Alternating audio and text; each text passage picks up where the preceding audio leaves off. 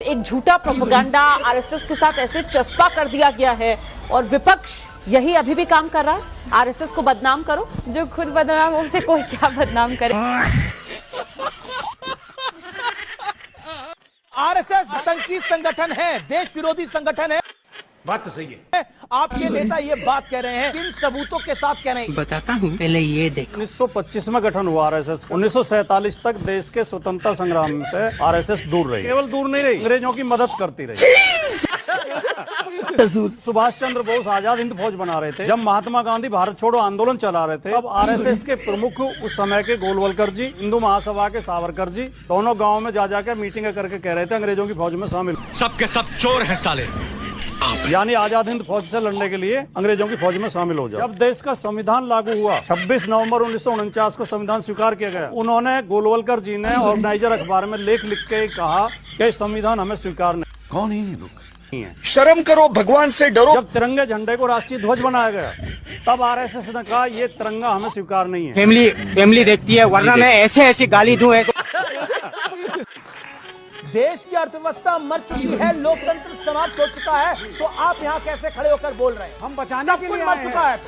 तो चलिए शुरू कर। चलो भाई देखो, ये लाइट कैसे जल रही है, ये एसी कैसे चल रहा है, ये यहाँ पर आए कैसे है? ये अर्थव्यवस्था मर चुकी है, और अगर लोकतंत्र मर चुका है तो आप कैसे बोल रहे हैं? बताता हूँ। चलो भाई देखो, हम लड़ने आए हैं, बचाने आए हैं, आपके माध्यम से मैसेज पहुँचाने आए हैं। इन्होंने कहा दुनिया का कोई एक ऐसा देश बताओ जहां ट्रंप ने टैरिफ ना लगाया हो। रुको जरा, दुनिया को कोई ऐसा देश बताओ जहां का प्रधानमंत्री जाकर के कहता हो अब की बार ट्रंप सरकार। नमस्ते ट्रंप, हाउडी मोदी, विश्व गुरु। ट्रंप और मोदी की जो दोस्ती है वो अटल है। अब देखिए अमेरिका के साथ नया अध्याय चलेगा। चीन की आवश्यकता नहीं, रूस की आवश्यकता नहीं, कोई नहीं, मोदी ही मोदी, ट्रंप ही ट्रंप। किसने कहा? कोई है ऐसा देश? नहीं। मोदी जी ने कभी नहीं कहा आपकी बात ट्रंप सरकार, ट्रंप ने कहा आपकी बात ट्रंप सरकार। मैं चैलेंज करके कहता हूँ, पक्का पक्का सबके सामने। आपकी औकात बता रहा हूँ सर, बुरा नहीं मानना सर। पहले ये देख। Ladies and gentleman, I present to you my friend, a friend of India. अबे जल्दी बोल, कल सुबह पनवेल निकल। A great American president mister Donald Trump. अब की बार ट्रंप सरकार। साले का खोपड़ी तोड़। मैं चैलेंज करके कहता हूँ, एक ही मंत्र हमारी प्रेरणा है, और वो मंत्र है झूठ बोलो, झूठ बोलो, झूठ बोलो। बार बार बोलो, बार बार बोलो, बार बार बोलो, हर जगह पे बोलो और जोर जोर से बोलो। को ये बात पता होनी चाहिए कि अमेरिका भारत पर जितना टैरिफ बढ़ाएगा उतनी ही महंगाई अमेरिका में बढ़ेगी। उतनी ही महंगाई, अंजना जी इधर देखिए। हाँ, उतनी ही महंगाई, उतनी ही महंगाई अमेरिका में बढ़ेगी। असल में ये टैरिफ भारत को नहीं बल्कि अमेरिका में भारत का सामान खरीदने वाले लोगों को चुकाना होगा। अच्छा, उनको भरना हो। मतलब she is just a female version of America. क्या कहता था? आज हम कहते तू क्या है बे? फिर एक काम करते हैं अंजना जी, ट्रंप को बोलो ना 25 क्यों 50% टैरिफ कर दे, क्योंकि उतनी ही महंगाई अमेरिका में बढ़ेगी। अंजना जी, हाँ। लेकिन दुर्भाग्य यह है कि सवाल इलेक्शन कमीशन से पूछो तो बीजेपी इलेक्शन कमीशन को बचाने आ जाएगी। सवाल दोनों से पूछो तो मीडिया बचाने के लिए आ जाएगा। आलोक जी, अगर चुनाव आयोग कोई कोशिश कर रहा है, आप लोगों को ऐसा क्यों लगता है कि ये जो प्रक्रिया चल रही है उससे बीजेपी को पूरा फायदा हो जाएगा? आपकी औकात बता रहा हूँ सर, बुरा नहीं मानना सर। नहीं, ये सवाल बीजेपी का है या आपका है? आपको किसकी आवाज सुनाई दी है? कान आपका? मुझे मेरे कान बिल्कुल सही हैं, लोगों के कान आजकल बड़े खराब हैं। नहीं सर, आपका खराब होगा, इसलिए सुधांशु जी की आवाज में और चित्रा त्रिपाठी की आवाज में अगर आप फर्क नहीं कर पा रहे हैं, 20 का ही तो फर्क है। सर मस्खरी नहीं हो रही है ना यहाँ पर। मस्खरी वो करते हैं जो पूछते हैं कि मोदी जी आम चूस कर खाते हैं, काट कर खाते हैं। नहीं, आपके कान खराब है क्या? कान तो ठीक होंगे। सवाल मैं पूछ रही हूँ तो मैं आपका बताऊं क्या क्या खराब है।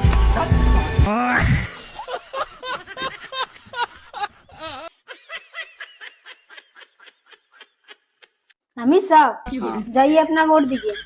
मैडम देखिए चाची वोट देके चली गई क्या? अभी मजा आएगा ना। अमित साहब, आशा देवी, 1 घंटा हो गया। अच्छा 1 घंटा पहले आते तो भेंट हो जाती ना। क्या है, आप लोगों घर में बात विचार नहीं होता है क्या? 15 साल पहले मर गई। हर इलेक्शन में आती है, वोट देके चली जाती है। अब हमको उससे भेंटने के लिए 5 साल और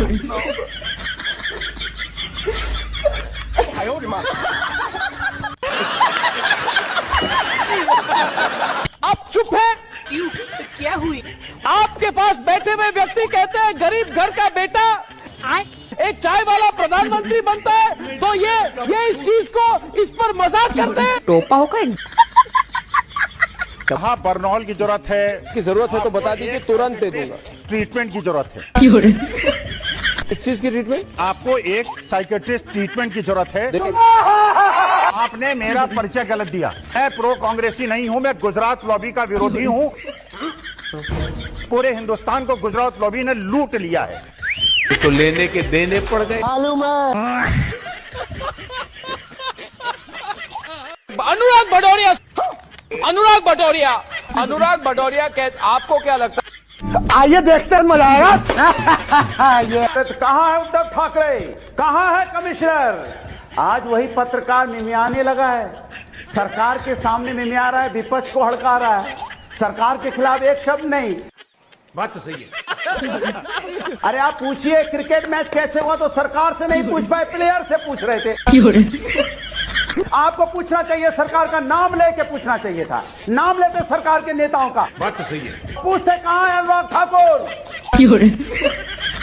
जो मैच देख रहे थे पहले अफरीदी के साथ? कहाँ है वो? ऐसे बोलते ना, आपको अच्छा लगता ना, क्योंकि हम आपको एक बहादुर पत्रकार समझते हैं। खत्म। नरेंद्र मोदी अगर कुछ उद्घाटन भी कर दे तो वो भी कांग्रेस पार्टी को इतना क्यों चुभने लगता है? आपको तो तारीफ करनी चाहिए ना, बॉर्डर एरिया पर कितनी मुश्किलों के साथ ये चुनाव ब्रिज तैयार हुआ है। वाह वाह वाह वाह वाह वाह वाह। USBRL प्रोजेक्ट की ये बात कर रहे हैं, उसमें तो मोदी सरकार ने ना कुछ बनाया ना कुछ बचाया, सिर्फ फीता काट के फोटो खिंचवाया है। तो 80% का मैं पहला जो सैंक्शन आया वो 11,000 करोड़ का, वो मनमोहन जी की सरकार में आया।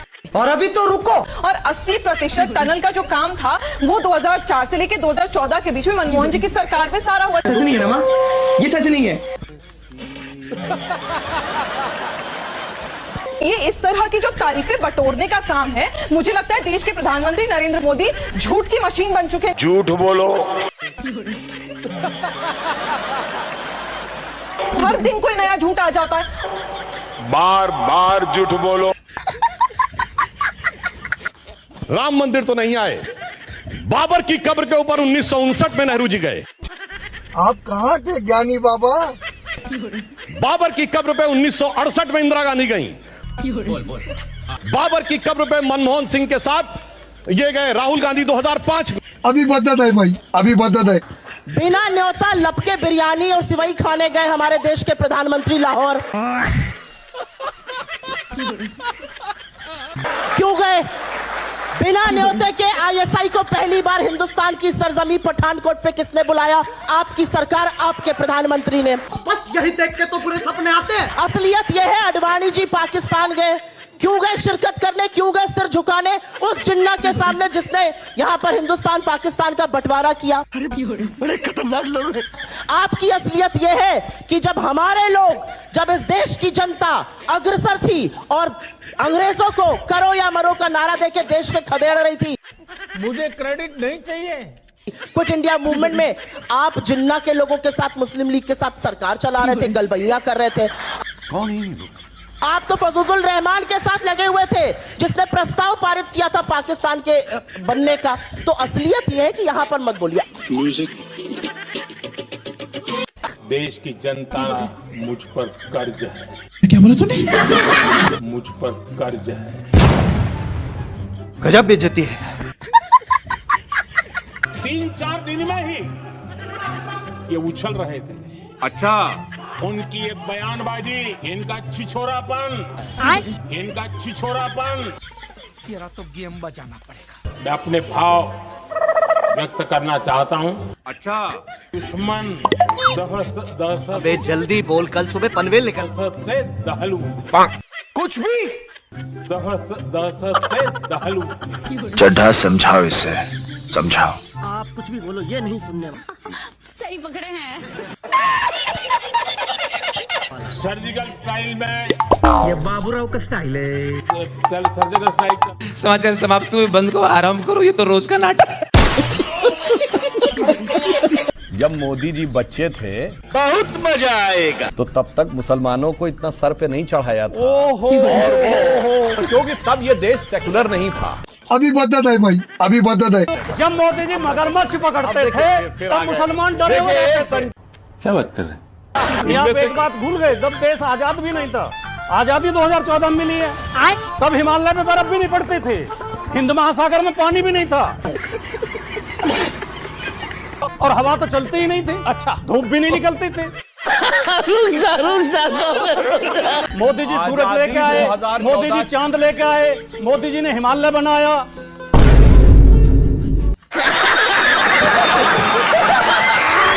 अगर आपके GTV स्टूडियो के बाहर कोई पकोड़े बेचता है, अच्छा, और शाम को 200 रुपया कमा करके घर जाता है, उस व्यक्ति को आप रोजगार मानोगे कि नहीं मानोगे? अभी बदत है भाई, अभी बदत है। आइए देखते हैं, मजा आएगा। ये अमेरिका में जाइए, ब्रिटेन में जाइए, वहाँ प्रधानमंत्री से लोग सवाल पूछ देते हैं। कोई शक? खड़े सवाल पूछ देते हैं यहाँ पे, एकदम नहीं, आप झूठ बोलिएगा बोल देगा। उन्होंने कहा, डोनाल्ड ट्रंप ने कहा कि मुझे सबसे ज्यादा वोट मिला है। एक पत्रकार खड़े बोल दिया, सर आप गलत बोल रहे हैं, निक्सन को आपसे ज्यादा मिला था। ये बड़ी अच्छी बात कही आप। और हमारे यहाँ के पत्रकार 200 रुपया में पकौड़ा बेचेगा तो रोजगार मानेंगे कि नहीं मानेंगे? हाँ मोदी मानेंगे।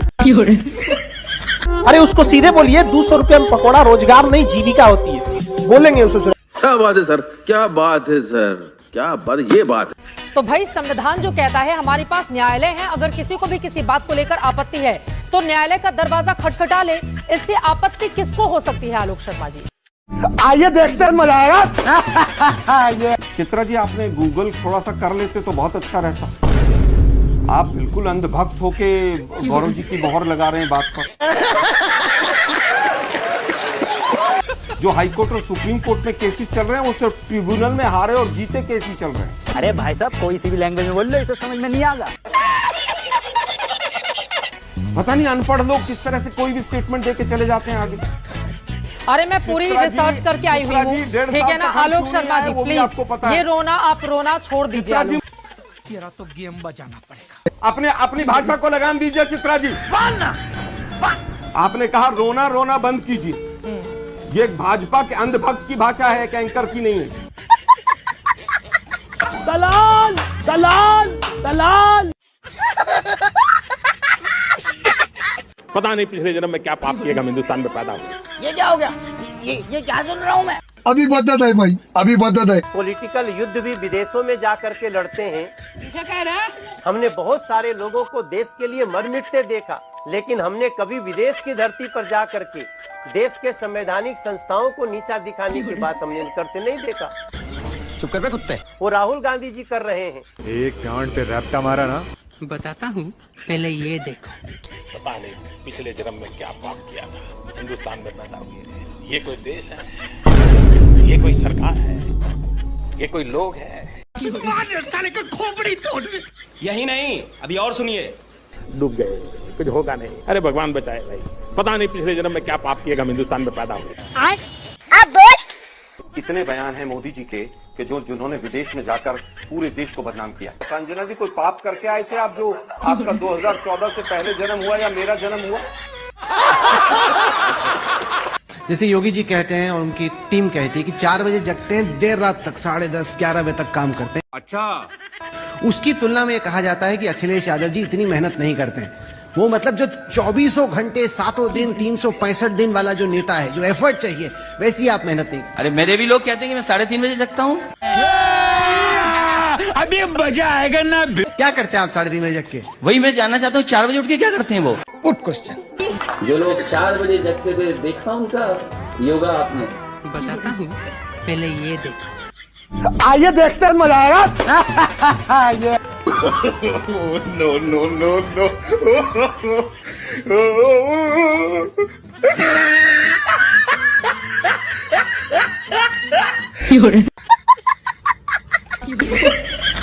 हम तो ये कहते हैं कि जो काम नहीं कर सकते क्यों कर।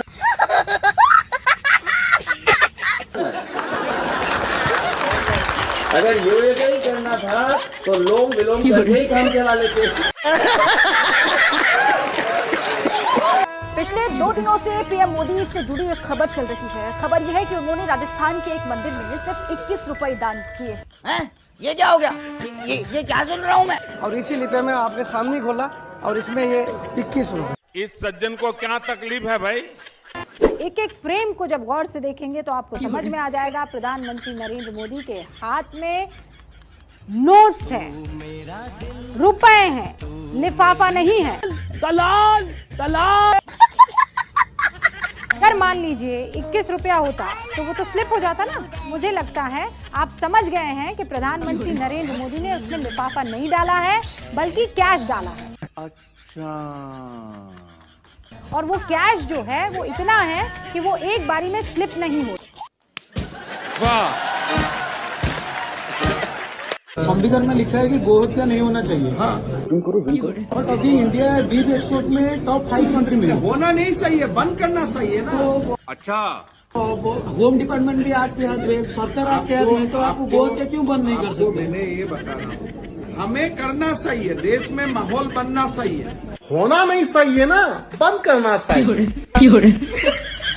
लेकिन तब बंद करना चाहिए जब हम सरकार में नहीं रहूंगा, विपक्ष में रहूंगा। अभी बंद करेगा तो वो कंपनी हमको चंदा कैसे देगी? बात तो सही है। एनो सरकार का काम नहीं है, एनो सरकार का काम नहीं है, एनो विपक्ष का काम है। मीडिया के साथी भी आजकल पूरा बीजेपी को बचाने पे लगे हुए हैं। सही पकड़े हैं। इतनी बड़ी लाखों करोड़ों का कांड हो गया और मीडिया के तमाम बड़े बड़े नाम, एक ने ट्वीट तक नहीं। बात तो सही है, सही है। ऐसे ऐसे लोग जो मीडिया हाउस चला रहे हैं, उनके नाम भी आ रहे हैं चंदे। मैं तो चैलेंज करता हूं देश के प्रधानमंत्री को कि पीएम केयर फंड, जिसको आप सुप्रीम कोर्ट में जाकर कहते हैं प्राइवेट संस्था है, ये प्राइवेट ट्रस्ट है, ये आरटीआई के दायरे में नहीं आती है। तो हम पूछना चाहते हैं कि प्रधानमंत्री का नाम लगाकर विदेशों से पैसा क्यों लिया गया? हम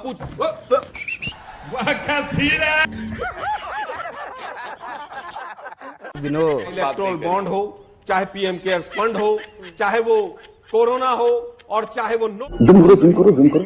शक्ल देखो कितनी भोली है, लेकिन अंदर से लोमड़ी है। ये तस्वीरें दिखाकर क्या साबित करना चाहता है तू? ये सारा मीडिया तो हमारी गोदी में। लेकिन राहुल गांधी जिस तरह का बयान दे रहे हैं, ये देशद्रोह से कम नहीं है। तेरा तो गेम बजाना पड़ेगा। पुलवामा और पहलगाम दोनों के हमलावर कहाँ चले गए? उन्हें जमीन खा गई कि आसमान निगल गया? कुछ तो बोलो। और मोदी से कोई बच नहीं सकता। और मोदी ड्रोन चला के सब जगह की गतिविधियां देख लेते हैं। मोदी जी की सरकार में ऐसी घटनाएं क्यों रिपीट हो रही हैं कि हमला होता है और हमलावर निकल जाते हैं सुरक्षित?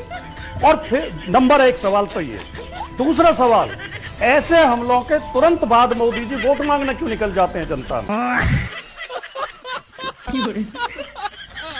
जब ऐसे हमले होते हैं, हमारे लोग मारे जाते हैं, हम पीड़ित होते हैं, हम दुखी होते हैं, पूरा देश रो रहा होता है, मोदी जी अपने कंधा पे तौलिया रख के वोट मांगने क्यों निकल जाते हैं? दोनों बार ये हुआ है। तेरी भी जली।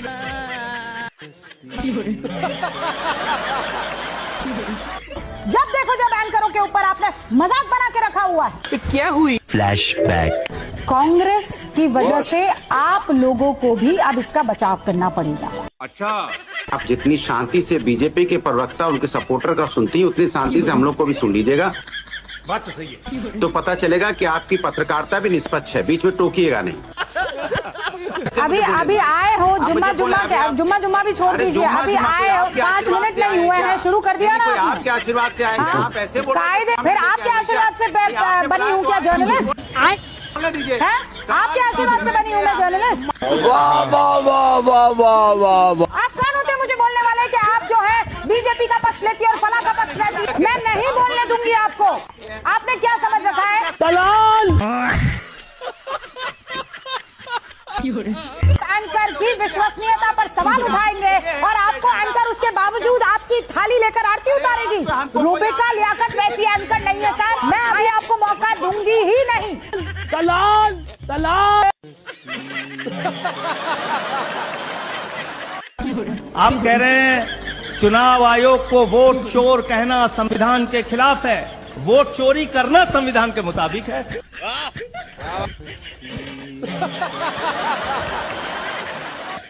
वाह भैया, वोट चोर कहना संविधान के खिलाफ है, वोट चोरी करना संविधान के मुताबिक है। ये भगवान क्या जुल्म है। भाई बताइए, आप पूरे देश का चुनाव दिखाते हैं, कश्मीर से लेकर कन्याकुमारी तक महिलाएं लाइन में लगी हैं, वो आप दिखाते हैं, उनका इंटरव्यू आप लेते हैं, वो आप दिखाते हैं। 45 दिन तक आपके खुद के नियम में आज भी लिखा हुआ है कि आप सीसीटीवी फुटेज देंगे, तब प्राइवेसी भंग नहीं होगी? नहीं। जिस आरएसएस की प्रशंसा से विपक्ष को चिढ़ हो रही है, उस आरएसएस की प्रशंसा तो महात्मा गांधी भी कर चुके हैं। खाओ माँ कसम। सावरकर सही थे गलत? फिर संघ तो इसी चिट्ठी के हिसाब से सावरकर नहीं, वीर सावरकर कहिए आप। दलाल दलाल। सावरकर बोलूंगा मैं, वीर सावरकर नहीं, वीर सावरकर कहिए आप। मेरे लिए वीर है। जहां तक आरएसएस की बात है, देखिए इसमें कोई शक नहीं है कि आरएसएस आजादी के आंदोलन से मीलों कोसों दूर थी। ये बड़ी अच्छी बात कही आप। 1 घंटा हो गया तुम बकचोदी कर रहे हो। अरे ये फैसला कैसे मुसलमानों को बदनाम करने के लिए तुम डिबेट करोगे और सरकार की जूतियां सीधी करोगे, तो लानत है तेरी पत्रकारिता। मैं दीपक चौरसिया से चैलेंज करता हूँ, भड़वे पत्रकार। आपको ये मुस्कुराने की बात लग रही होगी, लेकिन ये किसी के लिए मुमकिन नहीं है। आप भी एक वक्त पर पत्रकार थे। अच्छा। और आपके लिए भी मुमकिन नहीं था कि आप जेल चले जाएं और फिर कहें कि किसी ने मुझे जबरन फंसाया, मैं तो जेल से ही रिपोर्टिंग करूंगा। दलाल दलाल। आपने ये कहा कि ये जेल से सरकार कैसे चल सकती है। आज दिल्ली में जो सरकार चल रही है, रेखा गुप्ता जी तो जेल में नहीं है, जेल से बाहर है। सारी दिल्ली त्राही त्राही कर रही है, जगह जगह झुग्गियां और घर तोड़े जा रहे हैं। बात तो सही है। जेल में थे अरविंद केजरीवाल जी, तब भी इनमें से कोई मुसीबत नहीं आई थी। दिल्ली वाले याद कर रहे हैं आज।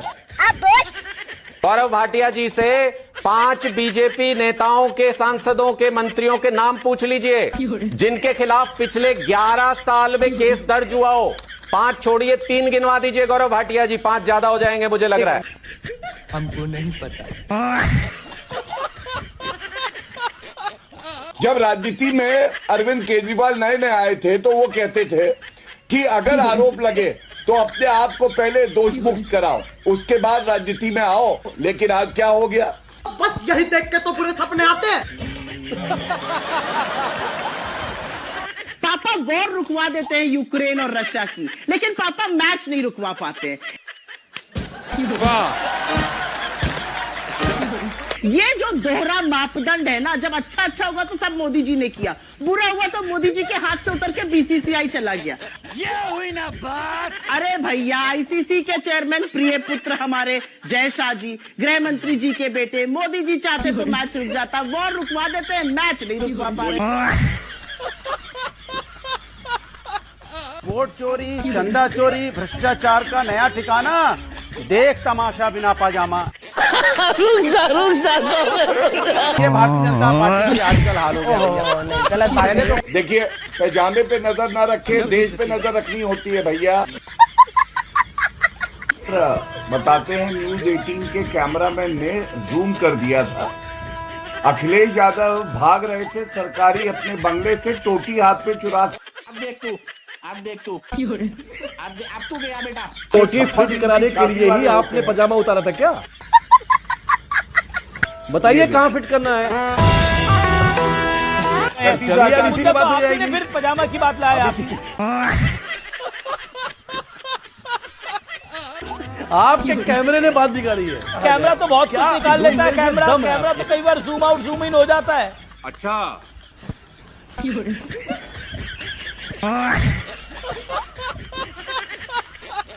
इनके नेता भी प्रधानमंत्री मोदी जी विदेश में फेंक के आए थे, अमेरिका में जाके कह रहे थे ये क्या हो गया? ये क्या सुन रहा हूँ मैं?